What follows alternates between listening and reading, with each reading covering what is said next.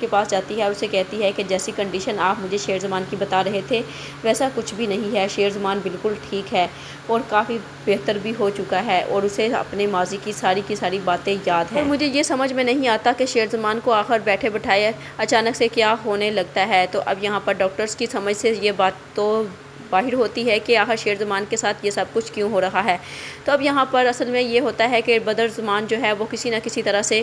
شیر کو ایسے انجیکشن لگوا رہا ہوتا ہے کہ شیر کبھی بھی ٹھیک نہ ہو، اسی وجہ سے ہی شیر زمان کی ایسی حالت ہو جاتی ہے۔ اور اب ڈاکٹر فجر جو ہے وہ شیر زمان کی